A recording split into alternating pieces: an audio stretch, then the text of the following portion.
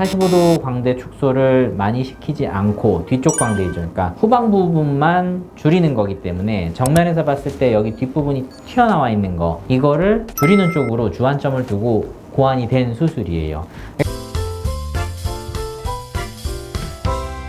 안녕하세요. 성형외과 전문의 황영석 원장입니다.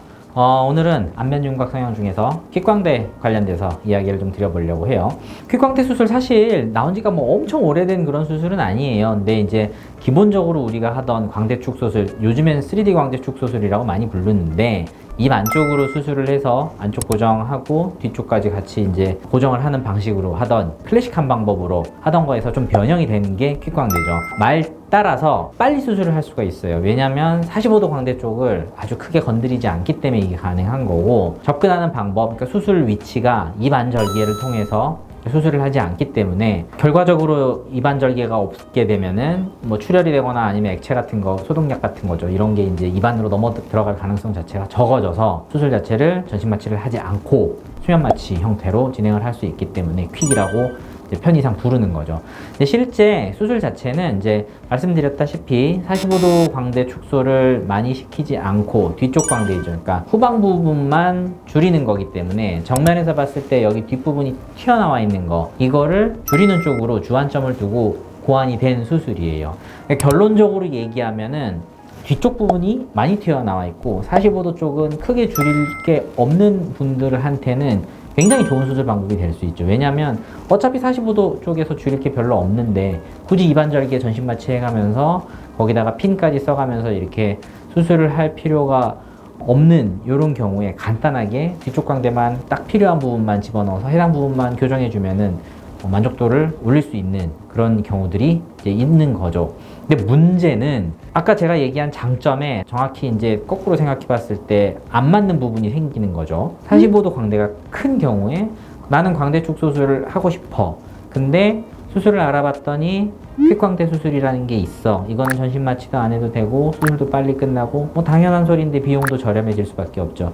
그러니까 나는 퀵광대를 하겠어라고 약간의 답정너처럼 정해놓은 상태로 수술 자체까지 그렇게 해서 이루어졌어요. 그렇게 되면 결국 내가 큰 건 45도 광대였는데 여기는 거의 줄지 못하고 뒤쪽 광대 위주로 수술이 돼서 축소가 되면은 커다란 45도 광대 때문에 뒤가 작아진 것까지 가려져서 효과 자체를 아예 못 보는 경우도 있고요.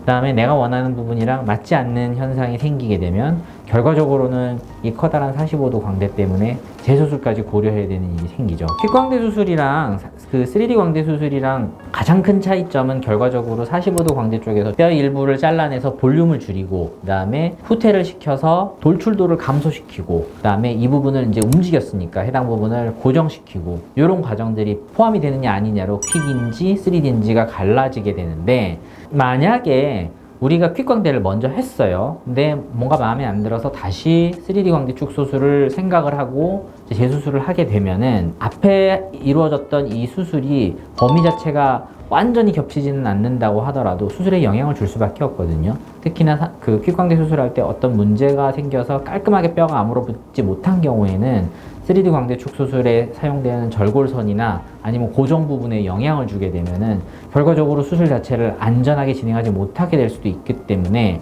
우선 제가 당부드리고 싶은 거는, 지금 만약에 이 영상을 보시고 퀵광대를 할지 3D를 할지 고민하시는 분 같은 경우에는 성형외과 전문의를 방문하셔서 내가 원하는 교정 포인트랑 수술로 얻을 수 있는 부분이랑 맞는지 명확하게 확인을 하신 다음에 수술을 진행할 거를 권해드리고요.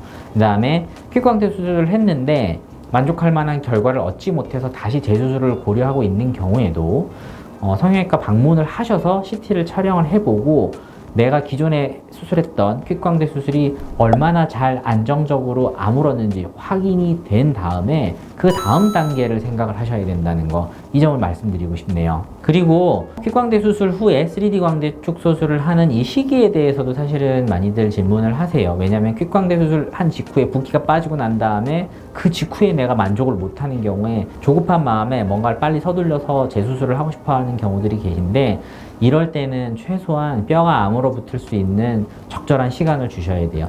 다른 장기 조직들에 비해서 뼈는 아물어 붙는데 걸리는 시간이 훨씬 더 오래 걸리거든요. 제가 보기에는 적어도 뼈 자체가 나석해야 되고 안정성을 다 획득한 이후인 1년이 지난 시점이 적당할 걸로 생각이 되고요. 이거 역시 마찬가지예요. 혼자서 너무 끙끙거리고 이렇게 고민하시는 것보다는 어느 정도 시점이 적당할지 성형외과를 방문하셔서 상담을 받아보시는 걸 추천을 드리고, 당연히 CT는 찍어봐서 어느 정도까지 뼈가 붙어 있는지 확인을 하셔야겠죠.